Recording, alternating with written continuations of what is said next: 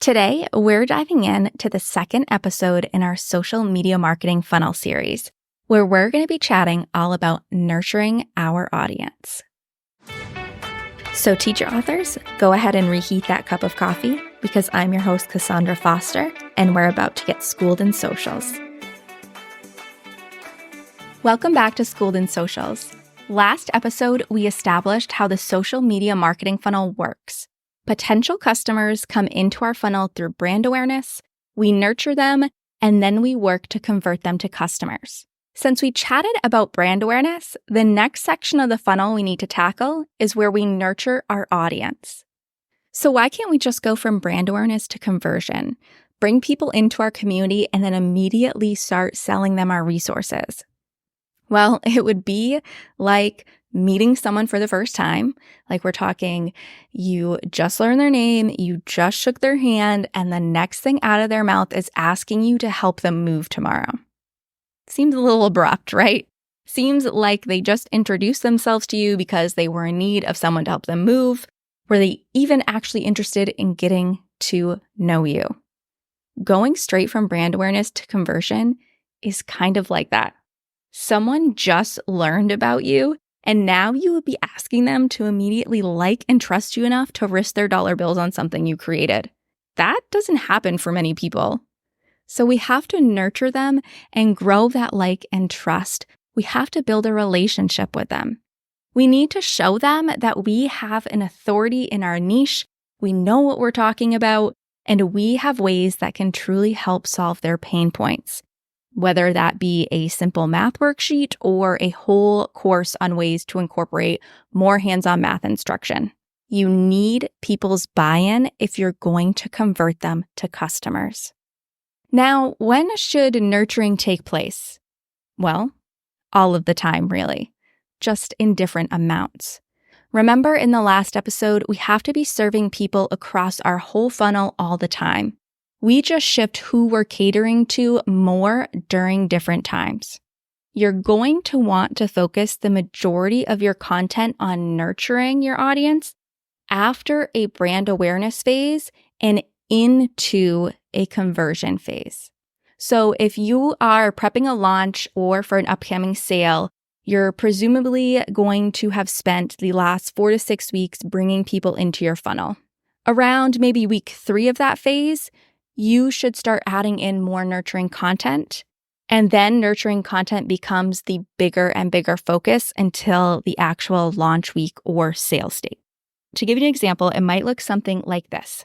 6 weeks out from a launch, you start creating 70% of your posts focus on brand awareness, 20% on nurturing, and 10% on sales. 3 weeks out from a launch, you shift and now create 60% of your posts focus on brand awareness, 30% on nurturing, and 10% on sales.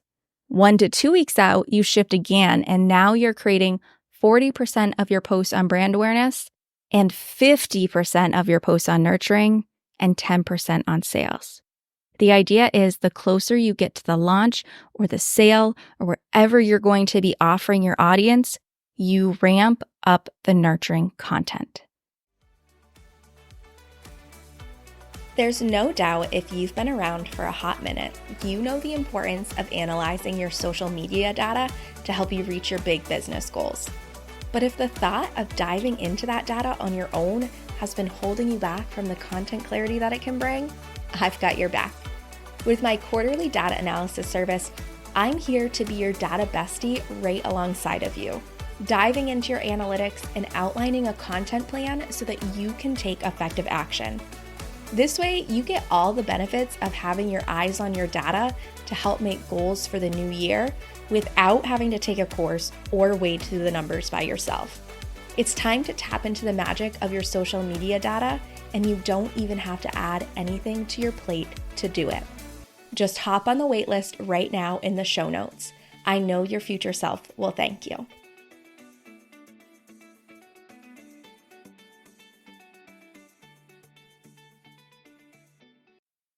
When ramping up your nurturing content, you want to focus on educating and inspiring your audience.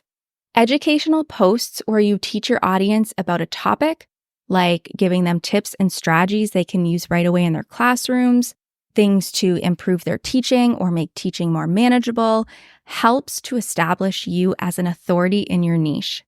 When you first start out shifting from a brand awareness phase to more nurturing, you want to use what's called soft education. This is information that teachers can use right away and see some sort of result or transformation. Then, as you get closer to a conversion phase, you can also start to incorporate what's called push education, where you can give some strategies and tips on a topic and then offer up your resource or course as a way to help solve that pain point.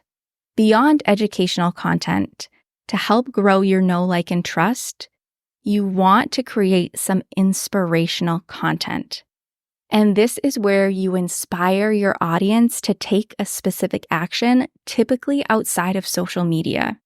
So not the typical CTAs to comment or share, but instead you inspire them to maybe dream about being able to leave at contract hours, or you use a story of something you did in your classroom to help inspire them to try a more hands-on approach to teaching social studies.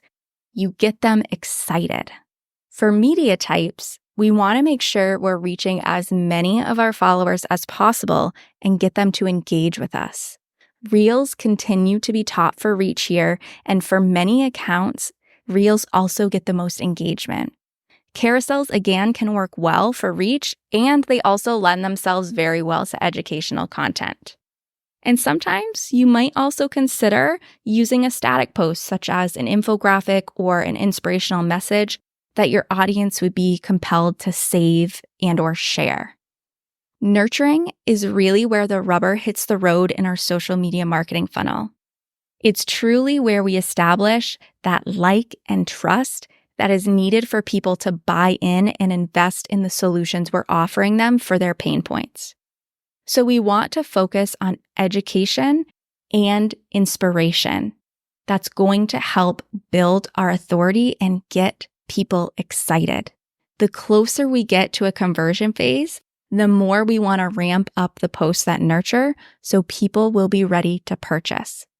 Now, I want you to give yourself a little gift after finishing this episode. I want you to head to your latest piece of long-form content and use that information to create an educational post to help nurture your audience.